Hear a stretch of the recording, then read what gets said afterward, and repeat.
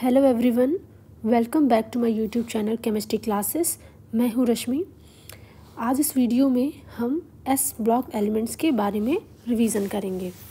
Okay, इस S block elements में इस वीडियो में ग्रुप फर्स्ट और ग्रुप सेकंड दोनों के बारे में डिस्कस किया गया है, तो बने रहिए हमारी वीडियो के साथ। स्टार्ट करते हैं। पहली चीज़ है ग्रुप फर्स्ट। ग्रुप फर्स्ट को क्या कहते हैं? ग्रुप फर्स्ट को एल्कली मेटल्स कहते हैं। ओके, आपको पता है एस ब्लॉक एलिमेंट्स में पीरियोडिक टेबल में जो ग्रुप फर्स्ट है, group first A, group second ए, या फिर इसे फर्स्ट ए या सेकंड ए कहते हैं। रोमन में first A, second A, otherwise first group या सेकंड ग्रुप। फर्स्ट ग्रुप को एल्कली मेटल्स कहते हैं, सेकंड ग्रुप को एल्कलाइन अर्थ मेटल्स कहते हैं। ओके, तो पहला ग्रुप है जिसे एल्कली मेटल्स कहते हैं। इसमें एलिमेंट्स जो होते हैं वो होते हैं lithium, sodium, potassium, rubidium, caesium, francium. Francium जो होता है इसमें वो कैसा होता है? रेडियो एक्टिव नेचर का होता है। ओके, अब कुछ ओर्स हैं जो कभी कभी एग्जाम में पूछा जाता है, तो आप उसे देख लेंगे। ये लिथियम के दोनों ओर्स इंपॉर्टेंट हैं, स्पोडोमीन एंड लेपिडोलाइट। ये उसकी केमिकल फार्मूला है जिसे आप देख लेंगे। नेक्स्ट है सोडियम। सोडियम के जो ओर्स हैं वो है rock salt, Chile saltpetre and borax. Rock salt NaCl को बोलते हैं, जिसे हम कॉमन सॉल्ट भी बोलते हैं। ओके, सोडियम नाइट्रेट जिसे चिली सॉल्ट पीटर बोला जाता है। बोरेक्स, ये होता है बोरेक्स का फॉर्मूला जो कभी कभी पूछ लिया जाता है, Na2B4O7 10H2O। नेक्स्ट है पोटेशियम। पोटेशियम के बारे में पूछा जाता है कि सेवलाइन किसे कहते हैं? साल्वाइन किसे कहते हैं? ठीक है, साल्वाइन KCl को ही कहते हैं, पोटेशियम क्लोराइड को। ये पोटेशियम का ओर होता है। और एक चीज़ है कॉर्नेलाइट। कॉर्नेलाइट जो होता है वो पोटेशियम और मैग्नीशियम दोनों का ओर होता है। ठीक है, ये इसका फॉर्मूला होता है, इसे आप पढ़ लेंगे, KCl MgCl2 6H2O। Okay, next है एटॉमिक प्रॉपर्टी। या हम शॉर्ट में देख लेते हैं, रिवीजन कर लेते हैं। एटॉमिक प्रॉपर्टी लिथियम, सोडियम, इसी के ऑर्डर में पढ़ेंगे हम लोग, लिथियम से सीजियम तक। ओके, यहाँ पे फ्लेम कलरेशन दिया हुआ है। ये जो मेटल्स होते हैं एल्कली मेटल्स, ये बहुत ही एक्टिव मेटल्स होते हैं। इन्हें जब ऑक्सी फ्लेम पे रखा जाता है तो इलेक्ट्रॉन एक्साइटेड स्टेट में चले जाते हैं। फिर जब वो लोअर लेवल में आते हैं, लोअर स्टेट में आते हैं, तो वो क्या करते हैं? कलर प्रोड्यूस करते हैं। ठीक है, तो लिथियम जो कलर प्रोड्यूस करता है वो होता है क्रिम्सन रेड, ये आप ज़रूर से याद कर लेंगे। सोडियम जो होता है वो येलो कलर इम्पार्ट करता है, potassium violet colour, rubidium red violet, caesium blue colour. Okay, तो ये कलर आप ज़रूर याद रखेंगे। नेक्स्ट है एटॉमिक प्रॉपर्टी, देख लेते हैं। फर्स्ट है atomic and ionic radii. Lithium से सीजियम तक जाने पे एटॉमिक और आयनिक रेडियाई क्या होती है? इंक्रीज होती है। ठीक है, आपने पढ़ा है पीरियोडिक टेबल में, हमने बताया आपको कि ये लिथियम टू सीजियम क्या है? टॉप टू बॉटम जाते हैं किसी ग्रुप में, तो एटॉमिक और आयनिक साइज़ क्या होती है? बढ़ती है, क्योंकि नंबर ऑफ शेल्स क्या होते हैं? बढ़ते हैं। ठीक है, लेफ़्ट टू राइट जाने पे पीरियोडिक टेबल में आयनिक रेडियाई घटता है, आयनिक और एटॉमिक रेडियाई। ठीक है, यहाँ हम टॉप टू बॉटम जा रहे हैं, लिथियम टू सीजियम। नेक्स्ट है इलेक्ट्रोपॉजिटिव और मेटालिक कैरेक्टर। इलेक्ट्रोपॉजिटिव और मेटालिक कैरेक्टर, तो ये भी क्या होता है? बढ़ता है। लिथियम से सीजियम तक जाने पे मेटालिक कैरेक्टर बढ़ता है। ये आप याद रखेंगे। अगर आपसे पूछिए लिथियम है, सोडियम है, पोटेशियम है, रुबिडियम है, सीजियम है, इनमें सबसे ज़्यादा मेटालिक कौन है? तो सबसे ज़्यादा मेटालिक होगा आपका सीजियम, फिर रुबिडियम, फिर पोटेशियम, सोडियम। ठीक है, लिथियम जो होता है वो सबसे हल्का मेटल होता है। ठीक है, नेक्स्ट है density, melting point and boiling point. ये तीनों एक रेगुलर फॉर्म में होते हैं। ये भी क्या होता है? लिथियम से लेके सीजियम तक बढ़ता है। ठीक है, बट यहाँ पे एक एक्सेप्शन है जिसे आपको याद रखना है। पोटेशियम की डेंसिटी जो होती है सोडियम से लो होती है, इसलिए इसका मेल्टिंग पॉइंट, बॉइलिंग पॉइंट और डेंसिटी सोडियम से क्या होता है? कम होता है। ठीक है, नेक्स्ट है आयोनाइजेशन एनर्जी। आयोनाइजेशन एनर्जी और ये हाइड्रेशन एनर्जी, ये दोनों लिथियम से सीजियम तक जाने पे क्या होती है? डिक्रीज़ होती है। इसे भी आप याद रखेंगे। आयोनाइजेशन एनर्जी कम होने की वजह से, घटने की वजह से पोटेशियम हुआ, रुबिडियम हुआ, सीजियम हुआ, ये क्या करते हैं? फोटो इलेक्ट्रिक इफेक्ट शो करते हैं। ठीक है, इसका मतलब ये हुआ कि ये जो मेटल्स हैं पोटेशियम, रुबिडियम और सीजियम, जब इस पर लाइट पड़ती है तो क्या करते हैं? इलेक्ट्रॉन एमिट्स करते हैं, ठीक है। जब इसमें लाइट पड़ती है तो ये इलेक्ट्रॉन को क्या करते हैं, आसानी से रिलीज़ कर देते हैं, जिससे वहाँ पे क्या होती है, जिससे वो शाइन करता है, ठीक है। तो ये ऐसा क्यों होता है, सिर्फ लो आयोनाइजेशन एनर्जी की वजह से। लो आयोनाइजेशन एनर्जी का मतलब होता है कि इलेक्ट्रॉन जो है बहुत ही आसानी से निकल जा रहा है, ठीक है। इसलिए इसका टॉर्च वगैरह में भी इसका यूज़ किया जाता है, या बोर्ड वगैरह में यूज़ किया जाता है। कोई बोर्ड आपने देखा होगा, उस पर जब लाइट पड़ती है तो उस पर पता चलता है क्लियर क्या लिखा हुआ है, ओके। तो हाइड्रेशन एनर्जी का भी यही ट्रेंड है कि लिथियम से सीजियम तक जाने पे क्या होती है, डिक्रीज़ होती है। और इसमें क्वेश्चन इंपॉर्टेंट ये पूछता है कि हाइड्रेशन एनर्जी डिक्रीज़ होती है तो उससे क्या होगा। यहाँ पे एक स्टेटमेंट लिखा हुआ है, due to low hydration energy caesium ion has highest mobility and lithium ion in then lithium ion. Lithium ion का मोबिलिटी लोवेस्ट होता है एक्वस सोल्यूशन में। मतलब कि हाइड्रेशन एनर्जी क्या है हमारी, लिथियम से सीजियम तक जाने पे डिक्रीज़ हो रही है, ठीक है।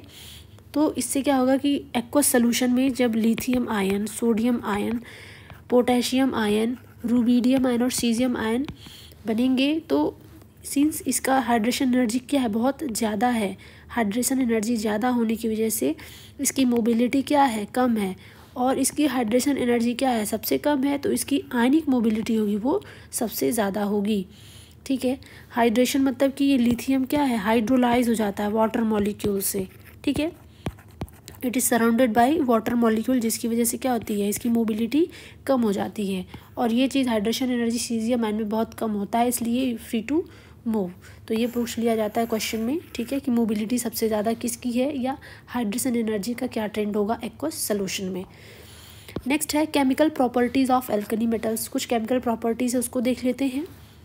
Due to low ionisation energy alkali metals are highly reactive. Reactivity of metal increases on moving down the group. आपने पढ़ा है कि जब हम लिथियम से सीजियम तक जाते हैं, यानी पीरियोडिक टेबल में टॉप टू बॉटम जाते हैं, तो आयोनाइजेशन एनर्जी घटती है, जिसका मतलब ये हुआ कि इलेक्ट्रॉन आसानी से क्या हो जाते हैं, निकल जाते हैं। तो जिसका इलेक्ट्रॉन आसानी से निकल जाता है, जाहिर सी बात है वो क्या होगा, उतना ही ज़्यादा रिएक्टिव होगा। जिसके इलेक्ट्रॉन नहीं निकलेंगे दैट मीन्स कि उसकी रिएक्टिविटी क्या है, कम है। तो आयोनाइजेशन एनर्जी जो है वो एल्कली मेटल्स का सबसे कम होता है, इसलिए इसके मेटल्स भी हाईली रिएक्टिव होते हैं, ओके। सेकेंड है, फर्स्ट है केमिकल प्रॉपर्टी ऑक्साइड्स और हाइड्रोक्साइड। इनके ऑक्साइड और हाइड्रोक्साइड्स का नेचर देख लेते हैं। लिथियम जो होता है वो सिर्फ ऑक्साइड और पर ऑक्साइड्स बनाता है, ठीक है, लाइक Li2O, Li2O2। सोडियम जो होता है वो पर ऑक्साइड और सुपर ऑक्साइड बनाता है, लाइक Na2O2 एंड NaO2, ठीक है। लेकिन जो पोटेशियम, रुबिडियम, सीजियम ये क्या बनाते हैं, ये मेनली सुपर ऑक्साइड्स बनाते हैं।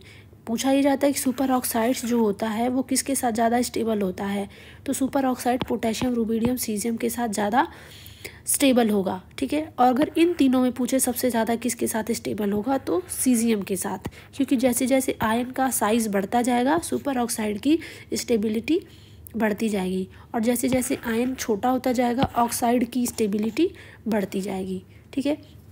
तो ये चीज़ था। एक चीज़ यहाँ पे लिखा है, basicity of oxide increases. Lithium से सीजियम तक जाने पे क्या होती है, ऑक्साइड की बेसिसिटी भी क्या होती है, बढ़ती है, यानी कि सीजियम के ऑक्साइड सबसे ज़्यादा बेसिक होंगे। यहाँ पे पोटेशियम ऑक्साइड लिया गया है, ये पूछा जाता है एग्ज़ाम में। सुपर ऑक्साइड्स कैसे बनेंगे, पोटेशियम का सुपर ऑक्साइड KO2 हो जाएगा, रुबिडियम का RbO2 हो जाएगा, सीजियम का CsO2 हो जाएगा। अब आपको याद ये रखना है, सीजियम सुपर ऑक्साइड का जो कलर होता है वो येलो कलर का होता है, बाकी सुपर ऑक्साइड्स कलर नहीं देते। अब ये जो पोटेशियम ऑक्साइड है इसका यूज़ किया जाता है सबमेराइंस में, ब्रीथिंग मास्क में।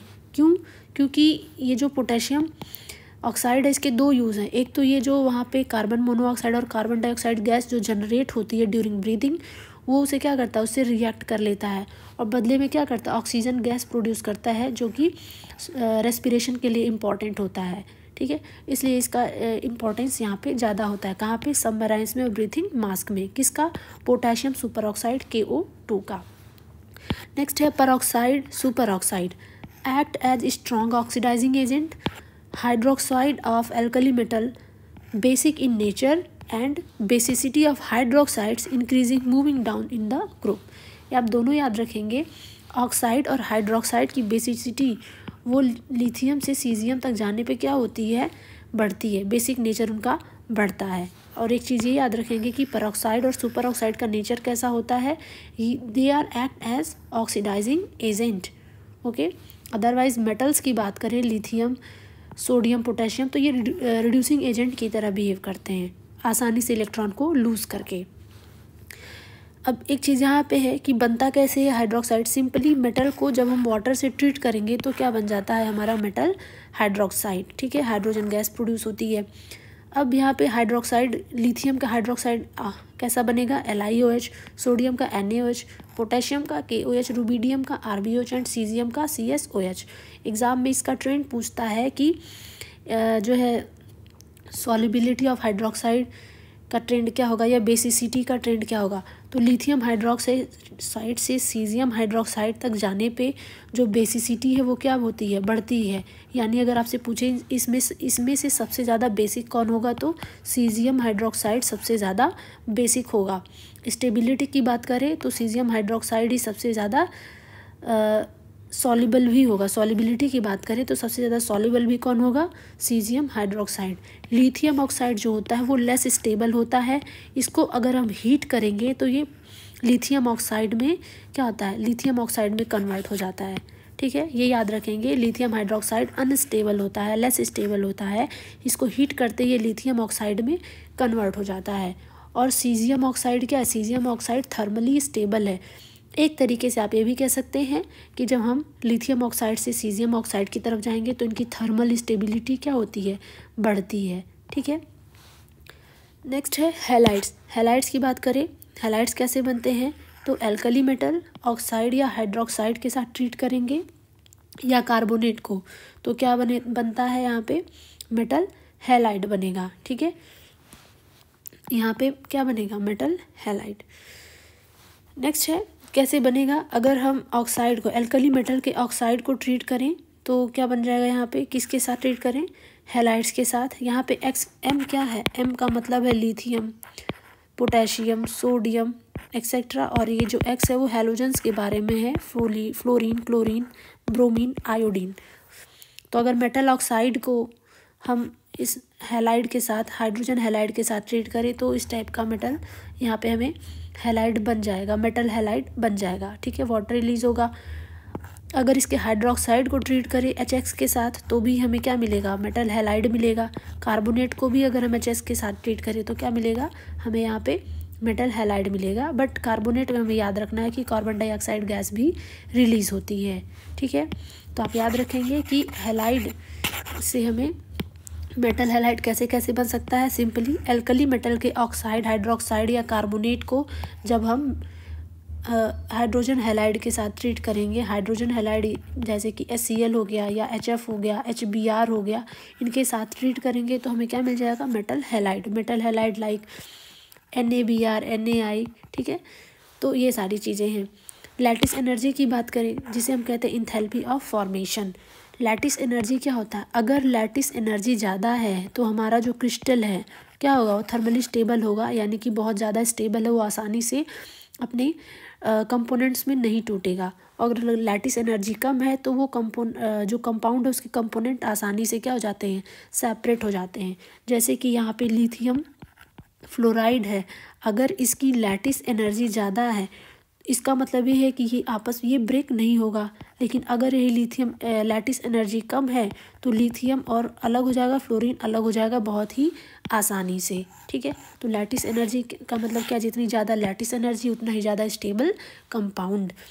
तो यहाँ पे दिया हुआ order, the order of lattice energy, तो वही चीज़ है लैटिस एनर्जी। यहाँ पे फ्लोराइड्स की बात हो रही है। ठीक है, जो फ्लोराइड्स होते हैं उनकी लैटिस एनर्जी ज़्यादा होती है एल्कली मेटल्स के साथ। फ्लोराइड्स की याद रखेंगे, फ्लोराइड्स की लैटिस एनर्जी क्या होती है, ज़्यादा होती है। बट क्लोराइड्स की, जो क्लोराइड्स हो गए या आयोडीन हो गया या आयोडाइड हो गया या ब्रोमाइड हो गया, इसकी जो लैटिस एनर्जी होती है वो क्या होती है, कम होती है, ये ध्यान रखिएगा।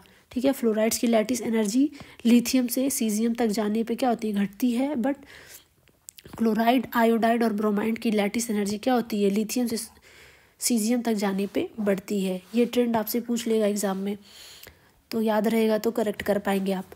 यहाँ पे लिखा है बट फ्लोराइड टू आयोडाइड, अगर सबको एक साथ ले लें फ्लोराइड टू आयोडाइड तो भी क्या होती है, लैटिस एनर्जी क्या होती है, फ्लोराइड की ही ज़्यादा होती है। ठीक है, ये भी आप याद रखेंगे, बहुत ही इंपॉर्टेंट है। नेक्स्ट है रिड्यूसिंग नेचर। रिड्यूसिंग नेचर हमने बताया लिथियम का सबसे ज़्यादा होता है, यानी लिथियम से पोटेशियम तक जाएंगे तो क्या होगा, सॉरी यहाँ पे एक एक्सेप्शन है कि जो रिड्यूसिंग नेचर होता है वो लिथियम का सबसे ज़्यादा होता है। जनरली क्या होता है, टॉप टू बॉटम जाने पे रिड्यूसिंग नेचर जो है वो क्या होता है, बढ़ता है। ठीक है, लेकिन यहाँ पे लिथियम का सबसे ज़्यादा होता है, फिर सीजियम का, रुबिडियम का, पोटेशियम का होता है, और ये सोडियम का जो है वो सबसे कम होता है रिड्यूसिंग नेचर। लिथियम का सबसे ज़्यादा, फिर सीजियम का, सोडियम का सबसे कम। नेक्स्ट है with liquid ammonia. Liquid ammonia के साथ अगर एल्कली मेटल को हम ट्रीट करेंगे तो डीप ब्लू कलर का सोल्यूशन मिलता है जो कि पैरामैग्नेटिक प्रॉपर्टी रखता है। ठीक है, ये एक गुड रिड्यूसिंग एजेंट की तरह बिहेव करता है। कंपाउंड्स ऑफ एल्कली मेटल्स, उसके बारे में थोड़ा सा देख लेते हैं। पहला कंपाउंड है सोडियम कार्बोनेट, जिसे हम वॉशिंग सोडा भी कहते हैं। ये इसका जनरल फार्मूला होता है Na2CO3 10H2O। अगर इसका हम डिहाइड्रेशन कर दें तो ये वाटर मॉलिक्यूल क्या होते हैं, निकल जाते हैं, और सिर्फ बचता है Na2CO3 जिसे सोडा ऐश कहते हैं। नेक्स्ट है प्रिपरेशन मेथड। प्रिपरेशन मेथड इसका जो है वो 3 तरीके से इसका प्रिपरेशन करते हैं, सॉल्वे प्रोसेस से, लीब्लांस प्रोसेस से, इलेक्ट्रोलाइटिक प्रोसेस से। ये आप याद रखेंगे। सॉल्वे प्रोसेस का रिएक्शंस यहाँ पे लिखा हुआ है जिसे आप देख लेंगे। जैसे कि इसमें क्या होता है, अमोनिया, वाटर और कार्बन डाइऑक्साइड को ट्रीट किया जाता है, तो यहाँ से हमें अमोनियम कार्बोनेट मिल जाता है। फिर इस अमोनियम कार्बोनेट में कार्बन डाइऑक्साइड और वाटर फ्लो कराते हैं, तो यहाँ से अमोनियम बाई कार्बोनेट मिल जाता है। अमोनियम कार्बोनेट से ammonium by carbonate.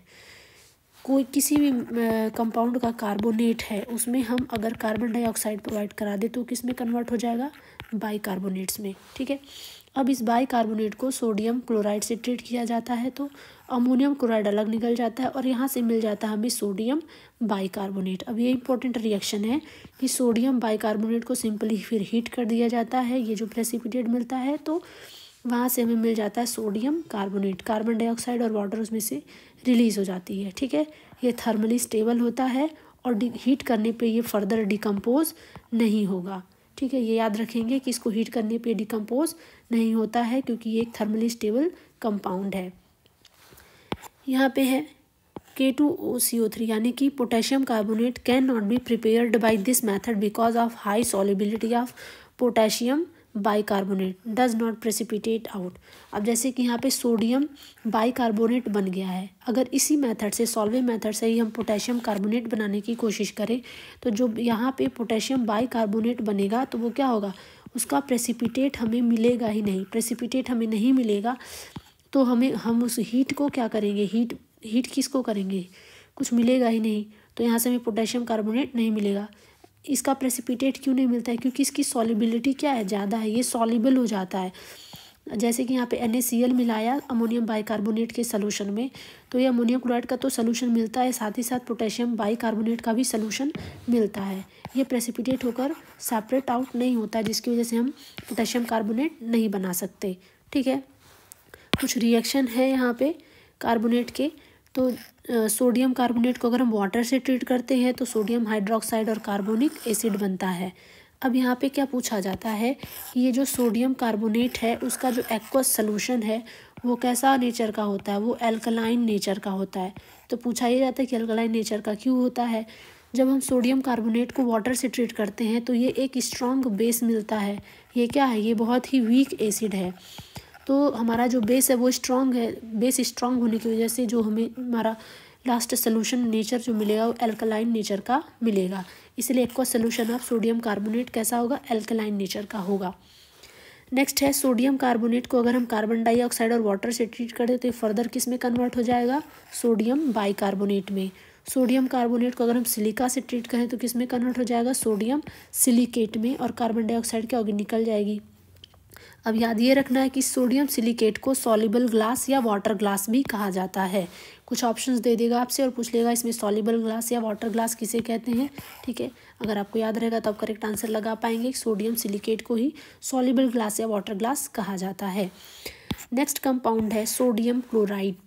Sodium chloride क्या होता है? NaCl, जिसे कॉमन सॉल्ट भी कहते हैं। इसे सिंपली सी वाटर के इवेपोरेशन से भी क्या कर सकते हैं? ऑब्टेन कर सकते हैं। It is deliquescent in rainy season due to presence of calcium chloride and magnesium chloride, ठीक है। NaCl आपने देखा होगा कि नमक जो होता है कि अगर बरसात के सीज़न में उसको रख दिया जाए तो क्या होता है? मॉइस्चर्ड हो जाता है, ठीक है। तो वो मॉइस्चर्ड किस वजह से होता है? ये डेलिसिक्वेंट नहीं होता, ये इनके मौजूदगी की वजह से ऐसा होता है। कौन मौजूद होता है? कैल्शियम क्लोराइड और मैग्नीशियम क्लोराइड। ये डेलिक्वेशेंट होते हैं, ठीक है। मतलब कि डेलिक्वेशेंट नेचर का मतलब होता है कि ये क्या करते हैं? Easily absorb moisture from surrounding में जो भी मॉइस्चर होता है वो क्या करते हैं? एब्जॉर्ब कर लेते हैं, ठीक है। तो इस चीज़ को प्रोटेक्ट करने के लिए to protect add some calcium phosphate या कैल्शियम फॉस्फेट या कैल्शियम हाइड्रोजन फॉस्फेट का हम एडिशन कर दें तो NaCl क्या होगा? वो मॉइस्चर्ड नहीं होगा। ये चीज़ आप याद रखेंगे। नेक्स्ट है सोडियम हाइड्रोक्साइड NaOH, जिसे कास्टिक सोडा भी कहा जाता है। इसका कॉमन नेम होता है। इसका प्रिपरेशन कैसे करते हैं? एग्जाम में पूछ लेता है कास्टनर केल्नर सेल से किसका प्रिपरेशन करते हैं? तो कास्टनर केल्नर प्रोसेस से सोडियम हाइड्रोक्साइड का प्रिपरेशन किया जाता है। कास्टनर केल्नर सेल में क्या होता है? Electrolysis of aqueous NaCl solution. Aqueous NaCl solution का जो है यहाँ पे इलेक्ट्रोलिसिस किया जाता है, जिसमें मरकरी क्या होती है? कैथोड होती है और कार्बन ग्रेफाइट जो होता है वो एनोड की तरह काम करता है। रिएक्शंस देख ले अगर सोडियम हाइड्रोक्साइड के इंपॉर्टेंट रिएक्शंस, तो विथ एम्फोटेरिक ऑक्साइड्स, जैसे बेरिलियम होता है, एल्यूमिनियम होता है, जिंक होता है, टीन होता है, लेड होता है। ये इनके जो ऑक्साइड्स होते हैं वो आप याद रखिएगा। इनके जो ऑक्साइड होते हैं वो एम्फोटेरिक नेचर के होते हैं। दैट मीन्स कि वो बेस से भी रिएक्शन करते हैं और एल्कली से भी रिएक्शन करते हैं। तो यहाँ पे दो एग्जांपल एल्यूमिनियम ऑक्साइड और जिंक ऑक्साइड का लिया हुआ है कि अगर इसे हम सोडियम हाइड्रोक्साइड से ट्रीट करेंगे तो सोडियम एल्यूमिनेट मिलेगा यहाँ पे, और अगर जिंक के साथ ट्रीट करेंगे तो सोडियम जिंकेट मिलेगा। ये रिएक्शन आप याद रखेंगे, इंपॉर्टेंट है। पूछता है कि क्या बनता है जब एल्यूमिनियम ऑक्साइड या जिंक ऑक्साइड सोडियम हाइड्रोक्साइड से रिएक्शन करते हैं, ठीक है। नेक्स्ट है सोडियम हाइड्रोक्साइड को अगर हम नाइट्रोजन डाइऑक्साइड के साथ ट्रीट करें तो सोडियम नाइट्रेट और सोडियम नाइट्राइट मिलता है, ठीक है। ये भी एक इम्पॉर्टेंट रिएक्शन है, ये भी याद रखेंगे। अगर नॉन मेटल के साथ रिएक्शन कराएं तो क्या होगा? ये भी एक बहुत ही इम्पॉर्टेंट रिएक्शन है। नॉन मेटल्स, यहाँ पे क्या लिया गया? हैलोजन्स लिया गया है, ठीक है। हैलोजन जैसे कि फ्लोरीन, क्लोरीन, ब्रोमीन, आयोडीन। अगर इसके साथ रिएक्शन कराएं हम सोडियम हाइड्रोक्साइड का तो कंडीशन है कि अगर कोल्ड और डाइल्यूटेड है, अगर ये बेस सोडियम हाइड्रोक्साइड कोल्ड और डाइल्यूटेड है तो हमें क्या प्रोडक्ट मिलेगा? सोडियम हैलाइड मिलेगा। उसके साथ क्या मिलेगा? सोडियम हाइपोहैलाइड मिलेगा। फॉर एग्जांपल मान लो यहाँ पे हमने क्लोरीन ले लिया, क्लोरीन का रिएक्शन हमने सोडियम हाइड्रोक्साइड के कराया तो यहाँ पे हमें क्या मिलेगा? NaCl मिलेगा और NaClO मिलेगा, यानी सोडियम हाइपोक्लोराइड मिलेगा, ठीक है। लेकिन अगर यही हॉट और कॉन्सेंट्रेटेड है, 6 मॉलिक्यूल ऑफ NaOH है, हॉट एंड कॉन्सेंट्रेटेड हमने सोडियम हाइड्रोक्साइड लिया है विथ हैलाइड, तो यहाँ पे क्या होगा? NaX, यानी कि अगर क्लोरीन है तो NaCl मिलेगा, लेकिन उसके साथ यहाँ पे क्या मिलेगा? NaClO3, जिसे सोडियम क्लोरेट बोलेंगे, ठीक है। क्या मिलेगा? Sodium chlorate. तो ये याद रखेंगे। कोल्ड और एल्कली के साथ, कोल्ड और डाइल्यूट के साथ डिफरेंट प्रोडक्ट, हॉट और कॉन्सेंट्रेटेड बेस के साथ डिफरेंट प्रोडक्ट। फॉस्फोरस के साथ ये भी एक इम्पॉर्टेंट रिएक्शन है कि अगर इस सोडियम हाइड्रोक्साइड को फॉस्फोरस के साथ ट्रीट करें, वाइट फॉस्फोरस P4 और वाटर के साथ, तो यहाँ पे क्या मिलता है? सोडियम हाइपोफॉस्फाइट NaH2PO2, और उससे इम्पॉर्टेंट यहाँ पे हमें फॉस्फीन गैस भी मिलती है, ठीक है। Sodium hypophosphite NaH2PO2 with sulphur. Sulphur के साथ अगर हम इसको ट्रीट करें तो क्या मिलेगा? Sodium thiosulphate. ये एक बहुत ही इंपॉर्टेंट कंपाउंड है। क्या है? सोडियम थायोसल्फेट, साथ में सोडियम सल्फाइड एंड हाइड्रोजन यहाँ से रिलीज होती है, ठीक है। ये बहुत इंपॉर्टेंट रिएक्शन है, याद रखेंगे। Sodium thiosulphate Na2H2O3। थोड़ा सा सोडियम थायोसल्फेट के बारे में देख लेते हैं, इससे रिलेटेड एग्जाम में कई बार क्वेश्चन आया है, so it's very important. UP PGT में आया हुआ है। First of all sodium thiosulphate का जो जनरल फार्मूला होता है वो Na2H2O3 होता है विथ 5H2O क्रिस्टलाइन फॉर्म में होता है, जिसे हम कॉमनली क्या बोलते हैं, हाइपो सोल्यूशन किसको बोलते हैं, Na2H2O3 5H2O को। अब इसका प्रिपरेशन कैसे कर सकते हैं, सिंपली Na2S को सोडियम सल्फाइड के साथ ट्रीट करेंगे और आयोडीन के प्रेजेंस में, तो यहाँ से हमें मिल जाएगा सोडियम थायोसल्फेट। दूसरा मेथड है सोडियम कार्बोनेट से इसका प्रिपरेशन कर लेंगे तो भी हमें सोडियम थायोसल्फेट मिल जाएगा। तीसरा मेथड है कि सोडियम सल्फाइड को अगर हम सल्फ़र के साथ ट्रीट करें, हीट कर दें सिंपली, तो भी हमें यहाँ से सोडियम थायोसल्फेट मिल जाएगा। अब यहाँ पे इम्पोर्टेंट क्या है, इसका यूज़ कहाँ किया जाता है, इसका यूज़ किया जाता है फोटोग्राफी में, जो निगेटिव्स बनते हैं उसको फिक्स करने में, ठीक है, used in photography for negatives and fixing them. और टेक्सटाइल इंडस्ट्री में किया जाता है एज ए एंटी क्लोर की तरह यूज़ किया जाता है। एंटी क्लोर का मतलब होता है रिमूवल ऑफ क्लोरीन। किसी सोल्यूशन में अगर क्लोरीन हमें रिमूव करना है तो जो हम एजेंट मिलाएंगे उसको क्या कहेंगे, एंटी क्लोर। तो सोडियम थायोसल्फेट जो है एंटी क्लोर की तरह भी काम करता है। अगर किसी सोल्यूशन में एक्सेस क्लोरीन है और सोडियम थायोसल्फेट मिला दिया जाए तो वहाँ से वो क्लोरीन को क्या करेगा, रिमूव कर देगा। अब यहाँ पे कुछ कंपाउंड्स हैं AgBr, AgCl, AgI, ये जो होते हैं वाटर में क्या होते हैं, इनसॉल्युबल होते हैं। सिर्फ कहाँ सॉल्युबल होते हैं, but soluble in hypo solution. ये सिर्फ सोडियम थायोसल्फेट में ही सॉल्युबल होते हैं, ठीक है। और फोटोग्राफी में इसी का यूज़ किया जाता है, किसका, फोटोग्राफी में AgBr प्लस ये सोडियम थायोसल्फेट सोल्यूशन का ही यूज़ किया जाता है, ठीक है। तो ये आप याद रखेंगे। तो वहाँ पे रिएक्शन क्या होता है ये भी पूछ लेता है। AgBr जो है सोडियम थायोसल्फेट के साथ मिलके क्या बनाता है, तो ये जो फोटोग्राफी में इनका यूज़ होता है ये बनाते हैं सोडियम अर्जेंटो थायोसल्फेट। ये कॉम्प्लेक्स बनाते हैं Na3AgH2O3 का होल ट्वाइस 2 NaBr, ठीक है। ये बहुत ही इंपॉर्टेंट कंपाउंड है, आप इसे याद रखेंगे, कई बार एग्जाम में पूछा हुआ क्वेश्चन है। सोडियम अर्जेंटो थायोसल्फेट कौन बनाता है, सिल्वर ब्रोमाइड सोडियम थायोसल्फेट के साथ, ठीक है, Na3AgH2O3 का होल ट्वाइस। नेक्स्ट है कार्बोनेट्स एंड बाइकार्बोनेट्स, इसे भी देख लेते हैं। Stability of carbonates and bicarbonates increases moving down in the group.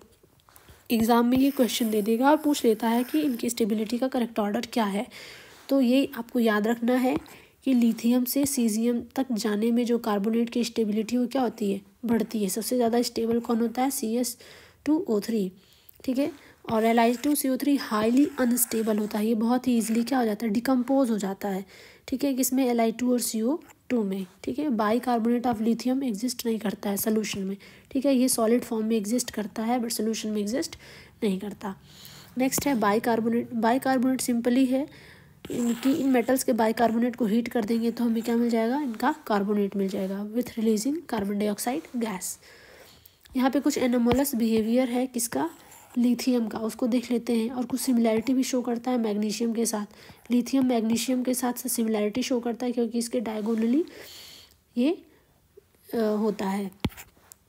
Anomalous behaviour होता क्यों है, due to small ionic and atomic radii, non availability of d orbital, highly charge radii ratio, ठीक है। इन तीनों की वजह से इनका जो बिहेवियर है वो डिफरेंट आता है। तो पहली चीज़ डिफरेंस क्या है, ये स्ट्रॉन्गेस्ट रिड्यूसिंग एजेंट है अमंग देम, ठीक है। वो हमने आपको ऊपर बताया था सबसे स्ट्रॉन्गेस्ट रिड्यूसिंग एजेंट कौन होता है, lithium like magnesium form nitride which decompose in ammonia. सिर्फ एल्कली मेटल्स में लिथियम ही एक ऐसा मेटल है जो नाइट्रोजन के साथ रिएक्शन करता है और एल्कलाइन अर्थ मेटल्स की तरह क्या बनाता है, नाइट्राइड बनाता है, ठीक है। Lithium react with nitrogen gas and forming lithium nitride. ये जो लिथियम नाइट्राइड है अगर ये क्या करते हैं फिर डिकम्पोज हो जाते हैं किसमें, अमोनिया में, व्हेन ट्रीटिंग विथ वाटर।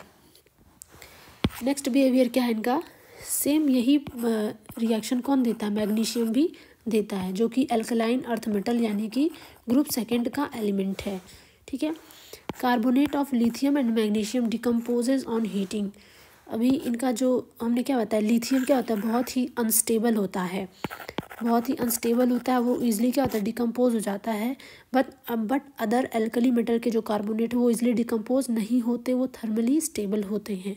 ठीक है, मैग्नीशियम कार्बोनेट भी क्या होता है, ईजिली डिकम्पोज हो जाता है। किस में कन्वर्ट हो जाता है, रेस्पेक्टिव ऑक्साइड्स में, और कार्बन डाइऑक्साइड क्या होती है, रिलीज होती है। दोनों के दोनों बाइकार्बोनेट्स नहीं बनाते हैं सॉलिड स्टेट में।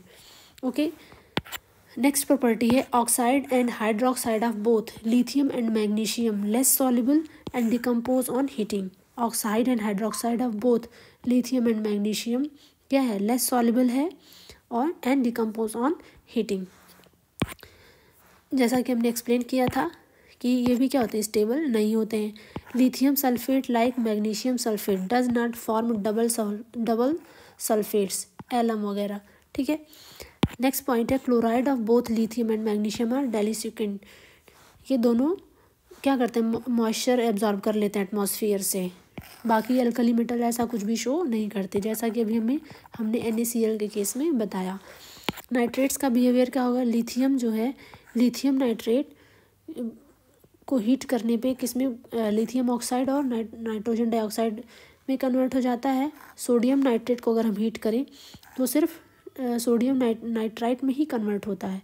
ठीक है, मैग्नीशियम नाइट्रेट भी किस में कन्वर्ट हो जाता है, NO2 में और रेस्पेक्टिव ऑक्साइड में। ठीक है, तो ये चीज़ें आप याद रखेंगे। नेक्स्ट बात करते हैं हम ग्रुप सेकंड एलिमेंट्स की। ग्रुप सेकंड ए एलिमेंट्स को क्या बोलते हैं, alkaline earth metals. Alkaline earth metals में कौन कौन से एलिमेंट्स आते हैं, beryllium, magnesium, calcium, strontium, barium and radium. ठीक है, इनके और की बात करें तो बेरिलियम का जो और होता है बेरिल, बहुत इंपॉर्टेंट होता है, Be3Al2Si6O18। एक और होता है फिनासाइट, Be2SiO4। मैग्नीशियम का जो होता है और कॉर्नेलाइट होता है, KCl MgCl2 6H2O। कैल्शियम का जो होता है वो लाइमस्टोन होता है। स्ट्रोंशियम का सिलेसाइट होता है और स्ट्रोंटेनाइट होता है। बेरियम का जो होता है बेरिएट्स होता है, बेरियम सल्फेट। ये आप याद रखेंगे। अब एटॉमिक प्रॉपर्टी देख लेते हैं। एटॉमिक प्रॉपर्टी में क्या है, कलरेशन है। बेरिलियम और मैग्नीशियम कोई कलर इम्पार्ट नहीं करता है क्योंकि इनकी आयोनाइजेशन एनर्जी बहुत ज़्यादा होती है, आसानी से इलेक्ट्रॉन इसके नहीं निकलते हैं, इसलिए एक्साइटेड स्टेट में भी आसानी से नहीं जाते, तो ये कलरेशन नहीं देते हैं। बाकी कैल्शियम से लेके रेडियम तक ये कलर देते हैं। कैल्शियम रेड कलर देता है, स्ट्रोंशियम क्रिम्सन कलर देता है, बेरियम जो होता है एप्पल ग्रीन और radium blue colour. Okay, atomic property के बारे में बात करें तो atomic and ionic radii beryllium से रेडियम तक जाने पे क्या होता है, बढ़ता है। इलेक्ट्रोपॉजिटिव या मेटालिक कैरेक्टर की बात करें तो ये भी बेरिलियम से लेकर रेडियम तक बढ़ता है। आयोनाइजेशन एनर्जी की बात करें तो ये क्या होती है, घटती है। ठीक है, बेरिलियम से रेडियम तक जाएंगे तो आयोनाइजेशन एनर्जी घटती है। दैट मीन्स कि बेरिलियम की आयोनाइजेशन एनर्जी सबसे ज़्यादा होती है। हाइड्रेशन एनर्जी और लैटिस एनर्जी भी क्या होती है, घटती है। यानी कि बेरिलियम का जो भी क्रिस्टल होगा वो सबसे ज़्यादा स्ट्रॉन्ग होगा। ठीक है, but 5 times greater than group first. ये भी याद रखेंगे कि इधर जाने पे घटती है, लेकिन इनकी लैटिस एनर्जी जो है वो एल्कली मेटल से ज़्यादा होती है। रिड्यूसिंग नेचर की बात करें तो ये भी बढ़ता है बेरिलियम से रेडियम तक जाने पर। केमिकल प्रॉपर्टी की बात करें तो पहली चीज़ है ऑक्साइड एंड हाइड्रोक्साइड। ऑक्साइड का नेचर क्या होता है और हाइड्रोक्साइड का नेचर क्या होता है। Beryllium oxide, magnesium oxide, calcium oxide, strontium oxide and barium oxide, ये सब कैसे नेचर के होते हैं, बेसिक इन नेचर। इनका बेसिक कैरेक्टर क्या होगा, बेरिलियम से बेरियम तक बढ़ता है, सॉल्युबिलिटी भी बढ़ती है, थर्मल स्टेबिलिटी भी क्या होती है, बढ़ती है। अब थर्मल यहाँ पे जो बेरिलियम ऑक्साइड है ये क्या है, बेरिलियम ऑक्साइड और magnesium oxide they are insoluble in water. और बेरिलियम ऑक्साइड के बारे में एक और चीज़ कि ये एम्फोटेरिक नेचर का होता है। बाकी कैल्शियम ऑक्साइड से लेके बेरियम ऑक्साइड तक क्या होता है, सॉल्युबल होते हैं वाटर में। ठीक है, बेरिलियम से लेके बेरियम तक जाने पे बेसिसिटी क्या होती है, घटती है। ओके, नेक्स्ट है ये, लेकिन यहाँ पे एक चीज़ याद रखेंगे कि जो हाइड्रोक्साइड है, ये जो बातें हैं वो हाइड्रोक्साइड के बारे में है। ऑक्साइड की बेसिसिटी क्या होती है, घटती है, बट हाइड्रोक्साइड का जो नेचर है वो बेसिक कैरेक्टर क्या है, बढ़ता है। सॉल्युबिलिटी भी क्या होती है, बढ़ती है। थर्मल स्टेबिलिटी भी क्या होती है, बढ़ती है। ठीक है, तो हाइड्रोक्साइड के बारे में ये याद रखेंगे। यहाँ पे रिएक्शन दिया हुआ है कि ये जो BeO होता है वो एम्फोटेरिक नेचर का होता है। HCl यानी एसिड के साथ भी रिएक्ट करता है, सोडियम हाइड्रोक्साइड यानी कि बेस के साथ भी रिएक्ट करता है। तो याद क्या रखना है यहाँ पे कि बेरिलियम ऑक्साइड जो बेस के साथ रिएक्ट करता है तो क्या बनाता है, सोडियम बेरिलेट। ये क्वेश्चन पूछा हुआ एग्जाम में कि बेरियम ऑक्साइड सोडियम हाइड्रोक्साइड के साथ रिएक्ट करके क्या बनाता है, तो बनाता है सोडियम बेरिलेट Na2BeO2। अब यहाँ पे हाइड्रोक्साइड कैसे बनता है, सिंपली जो ऑक्साइड है एल्कलाइन अर्थ मेटल्स का जो ऑक्साइड है उसको वाटर के साथ ट्रीट करेंगे तो हमें हाइड्रोक्साइड मिल जाता है। ठीक है, और ये हाइड्रोक्साइड कैसा होगा, बेसिक नेचर का होगा, जो कि बेसिसिटी नीचे जाने पे बेरिलियम से बेरियम तक बेसिसिटी बढ़ेगी। ठीक है, नेक्स्ट है हैलाइड्स के बारे में। हैलाइड्स के बारे में क्या है, एक्सेप्ट बेरिलियम हैलाइड, बेरिलियम के हैलाइड को छोड़ करके जो भी अदर हैलाइड है वो आयनिक नेचर के होते हैं। ठीक है, एंड क्लोराइड्स फॉर्म हाइड्रेट्स, और जो क्लोराइड्स होंगे उनके वो क्या बनाएंगे, हाइड्रेट बनाएंगे। जैसे कि बेरियम क्लोराइड है, मैग्नीशियम क्लोराइड है, कैल्शियम क्लोराइड है। तो मैग्नीशियम क्लोराइड या कैल्शियम क्लोराइड की बात करें तो ये आयनिक नेचर के होते हैं, बट ये सिंगल जो बेरिलियम होता है, बेरिलियम का जो भी हैलाइड होगा, चाहे बेरिलियम क्लोराइड हो, बेरिलियम फ्लोराइड हो, बेरिलियम आयोडाइड हो, किस नेचर का होगा, कोवेलेंट नेचर का। और एक चीज़ यहाँ पे ये दिया कि जो क्लोराइड है, क्लोराइड फॉर्म जो होगा अदर का एक्सेप्ट बेरिलियम, चाहे वो मैग्नीशियम का क्लोराइड हो, कैल्शियम का क्लोराइड हो, स्ट्रोंशियम का क्लोराइड हो या बेरियम का क्लोराइड हो, उसमें क्या होता है, क्रिस्टल फॉर्म में क्या होते हैं, वाटर प्रेजेंट होते हैं। लेकिन बेरियम क्लोराइड में कोई भी क्रिस्टलाइज फॉर्म में वाटर नहीं होता है। ठीक है, अब इनका स्ट्रक्चर देखें BeCl2 का, तो सॉलिड फेज में ये पॉलीमरिक चेन के फॉर्म में होते हैं क्योंकि ये इलेक्ट्रॉन डेफिशिएंट होते हैं। ठीक है, इलेक्ट्रॉन डेफिशिएंट होने की वजह से पॉलीमरिक चेन बनाते हैं, ये हो जाएगा उनका पॉलीमरिक चेन में स्ट्रक्चर। और अगर वेपर फेज में है तो वो डाइमर भी बनाते हैं, मोनोमर भी बनाते हैं। ये उनका मोनोमर हो जाएगा, ये उनका डाइमर हो जाएगा। डाइमर में 2 मॉलिक्यूल होंगे Cl2 के, ठीक है, और मोनोमर में सिंगल मॉलिक्यूल होगा। तो ये आप याद रखेंगे।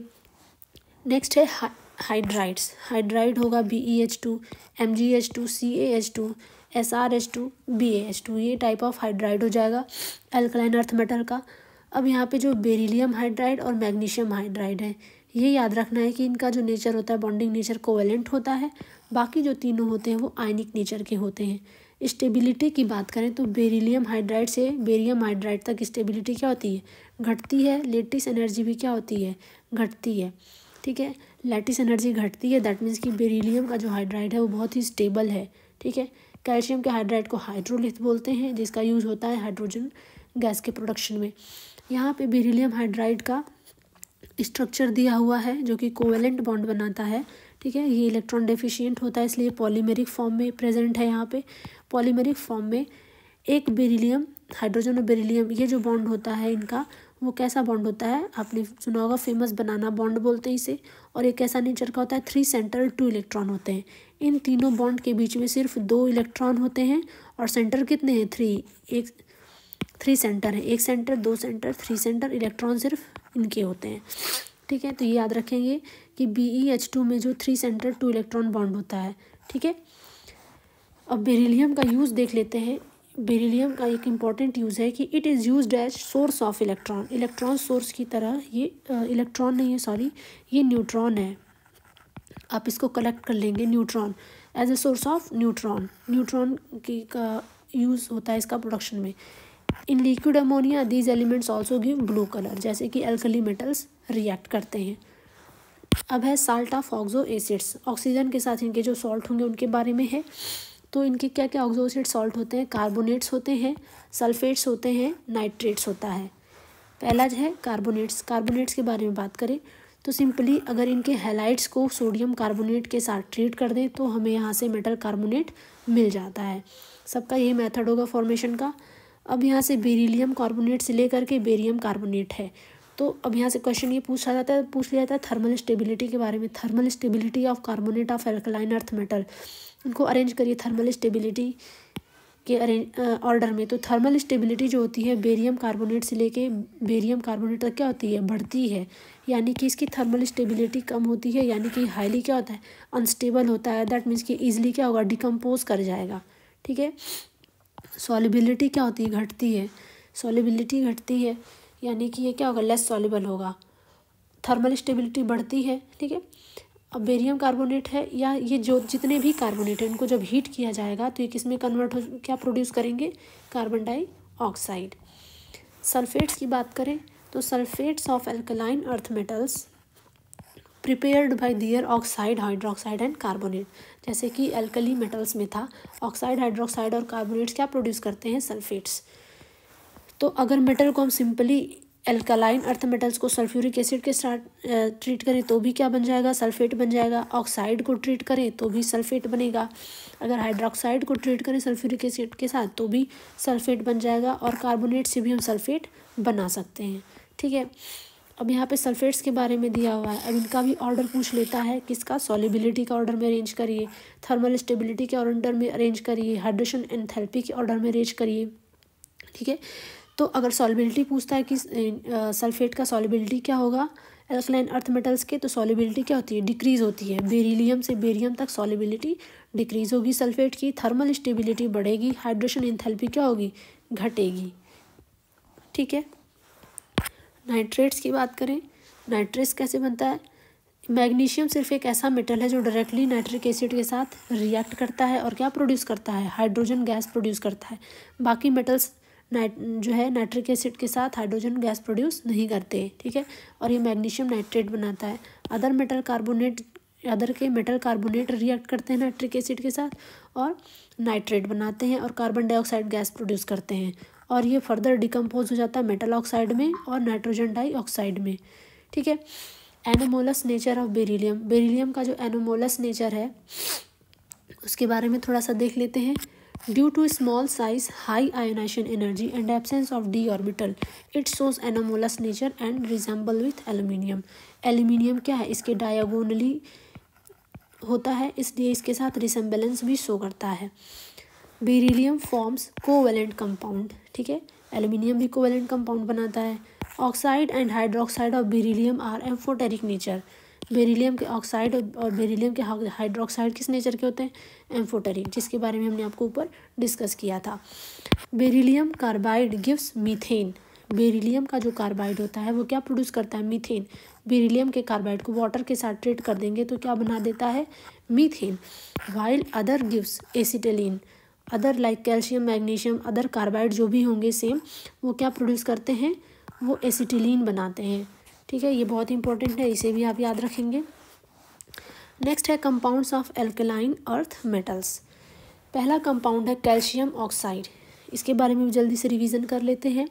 CaO को बोलते हैं कैल्शियम ऑक्साइड, यानी कि इसका कॉमन नेम जो होता है क्विकलाइम। प्रिपरेशन कैसे करते हैं, सिंपली कैल्शियम कार्बोनेट को हीट कर दिया जाता है अराउंड 1000 डिग्री सेल्सियस के पास, रिवर्सिबल रिएक्शन होता है, तो यहाँ से कैल्शियम ऑक्साइड और कार्बन डाइऑक्साइड गैस प्रोड्यूस होती है, ठीक है। तो यहाँ से हमें क्या मिल जाता है, क्विक लाइम।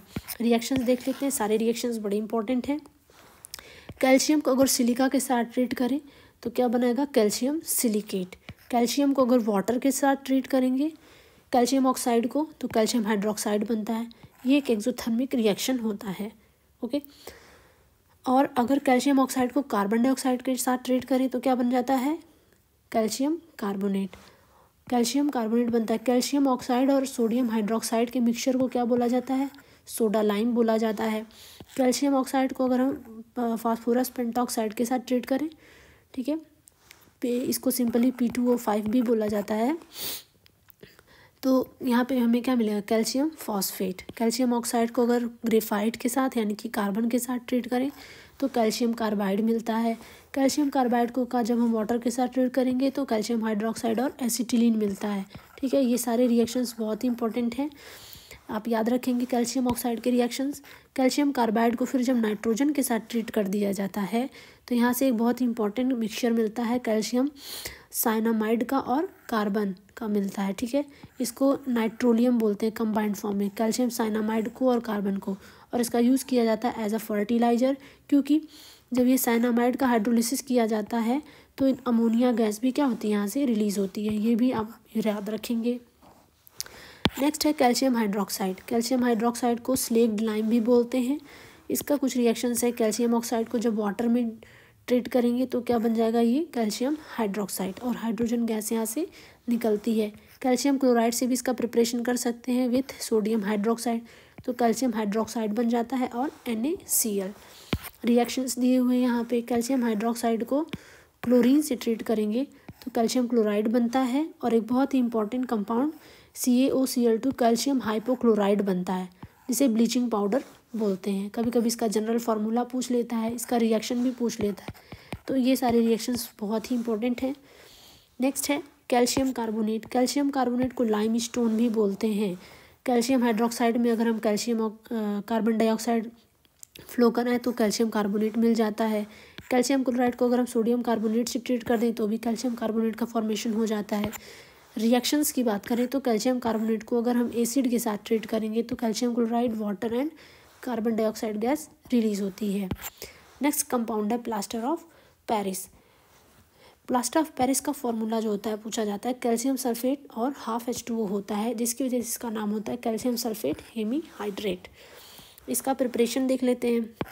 जिप्सम से इसका प्रिपरेशन किया जाता है। जिप्सम होता है कैल्शियम सल्फेट और इसमें 2 मॉलिक्यूल ऑफ वाटर होता है। प्लास्टर ऑफ पेरिस में हाफ होता है।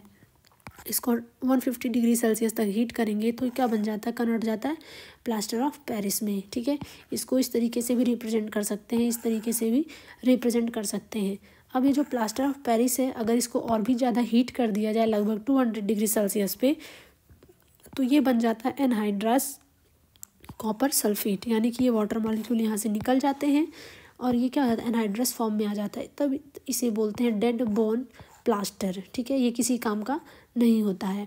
और अगर इसे हम 1100 डिग्री सेल्सियस पे फिर से हीट कर दें तो ये डिकम्पोज हो जाता है calcium oxide and sulphur trioxide में। याद रखिएगा किसमें, सल्फर ट्राईऑक्साइड में। रिएक्शंस देख लेते हैं इसका कि कैल्शियम सल्फेट को अगर हम H2O मिला दें, calcium sulphate plaster of Paris में अगर हम वाटर मिलाएं तो उसको बोलते हैं सेटिंग। ठीक है, उस प्रोसेस को क्या बोलेंगे, सेटिंग, और ये कन्वर्ट हो जाएगा कैल्शियम सल्फेट टू H2O। ये होता है ऑर्थोरोम्बिक फॉर्म में। याद रखेंगे जब वाटर मिलाएंगे तो किस फॉर्म में होता है, ऑर्थिक रोम्बिक फॉर्म में होता है, यूज इन मेकिंग स्टैचूज। और जब वो सूखने के बाद, अभी तो ये गीला था, सूखने के बाद वो क्या हो जाता है, हार्ड हो जाता है। हार्ड होने के बाद वो क्या बनाता है, कैल्शियम सल्फेट 2H2O ही रहता है, बट वो किस फॉर्म में होता है, मोनोक्लिनिक फॉर्म में होता है। आपने देखा होगा प्लास्टर ऑफ पेरिस, उससे उसका यूज़ किया जाता है स्टैचूज़ वगैरह बनाने में। कुछ किसी भी मोल्ड में डाल दे तो उस शेप का उसका शेप ले लेता है। ठीक है, तो जब तक गीला है वो तब तक ही शेप लेता है। ठीक है, और गीला है तो किस फॉर्म में, ऑर्थोरोम्बिक फॉर्म में। जब वो हार्ड ड्राई हो जाता है तो किस फॉर्म में आ जाता है, मोनोक्लिनिक फॉर्म में। सीमेंट है, इसके बारे में देख लेते हैं। Cement is mixture of silicates and aluminates of calcium. याद रखिएगा सीमेंट किसका मिक्सचर होता है, silicates and aluminates of calcium with a small amount of gypsum. ठीक है, परसेंटेज वाइज देखा जाए तो सबसे ज़्यादा परसेंट किसका होता है, कैल्शियम ऑक्साइड का, फिर सिलिका होता है, फिर एल्यूमिना होता है, magnesium oxide, iron oxide and sulphur trioxide. Main constituents की बात करें तो मेन कंस्टिट्यूएंट जो इसका होता है वो कैल्शियम ऑक्साइड होता है। ठीक है, कहाँ से आता है, लाइमस्टोन से। दूसरा जो होता है वो सिलिका होता है। ठीक है, कहाँ से आता है, क्ले से। और एल्यूमिना होता है, ये जो ऊपर लिखा हुआ है। ये दोनों तरीके से पूछ सकता है आपसे। ठीक है, आपको ऑप्शन में या तो ये भी तीनों दे सकता है कि सबसे ज़्यादा अमाउंट किसका होता है सीमेंट में, तो कैल्शियम ऑक्साइड, सिलिका और एल्यूमिना। या तो इस तरीके से दे देगा ऑप्शन, लाइमस्टोन है कि क्ले है कि एल्यूमिना। ठीक है, तो limestone, clay, alumina, otherwise calcium, silica and alumina. ठीक है, पोर्टलैंड सीमेंट बनता है। इनका आपस में जब मिक्स कर देते हैं, ठीक है, तो क्या बनाते हैं, ये लास्ट में पोर्टलैंड सीमेंट बनाते हैं। जब पोर्टलैंड सीमेंट बन जाता है, ये तो उसका रॉ मटेरियल हो गया। ये क्या था, रॉ मटेरियल था। रॉ मटेरियल के बाद से जो हमें रिजल्ट मिलता है वो क्या मिलता है, पोर्टलैंड सीमेंट। ये पोर्टलैंड सीमेंट जो होता है, इसमें क्या क्या कंस्टिट्यूएंट्स होते हैं, आपस में रिएक्ट करके क्या बना देते हैं, डाई कैल्शियम सिलिकेट, जो कि 26% में होता है calcium silicate, Ca2SiO4, Ca2SiO4, Ca2SiO4 calcium silicate. ठीक है, क्या है ये, कैल्शियम सिलिकेट। ये फॉर्मूला आप याद रखेंगे। दूसरा है ट्राई कैल्शियम सिलिकेट, यानी कि ये 5%, 51% होता है। सबसे ज़्यादा पूछा जाता है पोर्टलैंड सीमेंट में कंस्टिट्यूएंट सबसे ज़्यादा इसका होता है तो ट्राई कैल्शियम सिलिकेट का होता है। इसका फॉर्मूला होता है Ca3SiO5। नेक्स्ट है तीसरा, ट्राई कैल्शियम एल्यूमिनेट, 11% होता है। ट्राई कैल्शियम एल्यूमिनेट यानी कि 11% होता है, Ca3Al2O6। CA3Al2O6, ये तीनों आप याद रखेंगे, ये तीनों बहुत ही इंपॉर्टेंट है। Di calcium silicate, tri calcium silicate, tri calcium aromate, सबसे ज़्यादा अमाउंट होता है ट्राई कैल्शियम सिलिकेट का। लाइम लेते हैं, लाइम में अगर हम एक्सेस में ले लेते हैं पोर्टलैंड सीमेंट में, अगर लाइम ये जो है कैल्शियम ऑक्साइड लाइम बोलते हैं जिसे, अगर इसे हम एक्सेस में ले लेते हैं तो क्या बनाया हो जाएगा, सीमेंट क्रैक ड्यूरिंग सेटिंग के दौरान सीमेंट में क्रैकिंग आ जाएगी। और अगर कम अमाउंट में लेंगे तो जो हमारा सीमेंट होगा उसकी स्ट्रेंथ क्या होगी, वीक होगी। तो लाइम का भी बहुत ही इंपॉर्टेंट रोल है, ठीक है। सेटिंग ऑफ सीमेंट किसे बोलते हैं, कभी कभी पूछा जाता है सेटिंग ऑफ सीमेंट किसे बोलते हैं। सीमेंट में जब वाटर के साथ इसको मिक्स कर दिया जाता है तो एक हार्ड मास मिलता है, ठीक है, और वो हाईली एक्सोथर्मिक होता है, इसे क्या बोलते हैं, सेटिंग ऑफ सीमेंट, ठीक है। जो सीमेंट पाउडर होता है, आपने देखा होगा कि जहाँ पे कंस्ट्रक्शन चलता है और सीमेंट में क्या करते हैं, ऐसे गोल सा बना के उसमें पानी डाल देते हैं और फिर धीरे धीरे उसमें क्या करते हैं, सीमेंट को मिलाते हैं। सीमेंट मिला देने के बाद से उसमें जो आफ्टर रिजल्ट मिलता है वही हार्ड मास क्या होता है, उसी को सेटिंग ऑफ सीमेंट बोलते हैं, ठीक है। अगर इसमें हम जिप्सम मिला दें ड्यूरिंग, तो उससे क्या होगा, स्लो डाउन, उसकी जो सेटिंग प्रोसेस होगी वो क्या होगी, धीरे धीरे स्लो होगी, वो धीरे धीरे जमेगा, ठीक है। अब इससे बनता क्या है सेटिंग ऑफ सीमेंट में, आपने देखा होगा कि कंक्रीट जो है, कंक्रीट देखा होगा, अच्छा, ड्यूरिंग कंस्ट्रक्शन में क्या होता है, ग्रेवल सीमेंट सैंड का यूज़ किया जाता है, ठीक है, कंक्रीट बनाया जाता है। और उसे और होता है एक रीइंफोर्स, इसी सीमेंट से कंक्रीट भी बनाया जाता है, रीइंफोर्स कंक्रीट भी बनाया जाता है। इसी ग्रेवल सीमेंट सैंड में जब आयरन मिला दिया जाता है तो क्या हो जाता है, रीइंफोर्स कंक्रीट हो जाती है। यानी जो रूफ बनी होती है छतों पे वो किसकी होती है, रीइंफोर्स्ड कंक्रीट की होती है, उसमें ये तीनों चीज़ें होती हैं, ठीक है। तो ये चीज़ आप याद रखेंगे। सम इम्पॉर्टेंट पॉइंट्स, ये बहुत इंपॉर्टेंट पॉइंट है, इसको आप ज़रूर देखिए। कुछ पॉइंट्स हैं। पहला पॉइंट है कि मैग्नीशियम सल्फेट 7H2O को क्या बोला जाता है, इप्सम सॉल्ट बोला जाता है। ये आइसोमॉर्फ होता है विथ जिंक सल्फेट 7H2O का, ठीक है, सेम टू सेम इसी की तरह इसका स्ट्रक्चर होता है। नेक्स्ट है MgClO4 whole twice, magnesium perchlorate बोलते हैं इसे, ठीक है, यूज्ड एज ड्राइंग एजेंट, इसे एनहाइड्रोन भी बोलते हैं। Calcium chloride is widely used for treating ice, calcium chloride is widely use for treating ice on road in cold countries में देखा होगा आपने, बर्फ़ जम जाती है तो वहाँ पे कैल्शियम क्लोराइड या NaCl यानी कि सोडियम क्लोराइड का क्या करते हैं, छिड़काव करते हैं, जिससे कि क्या होता, उससे क्या होता है कि फ्रीजिंग पॉइंट बढ़ जाता है। और ये फ्रीजिंग पॉइंट किससे 30% बढ़ जाएगा ज़्यादा, किससे, कैल्शियम क्लोराइड से। अगर NaCl मिलाएंगे तो उसका सिर्फ 18% बढ़ता है, ठीक है। तो ये चीज़ें थी।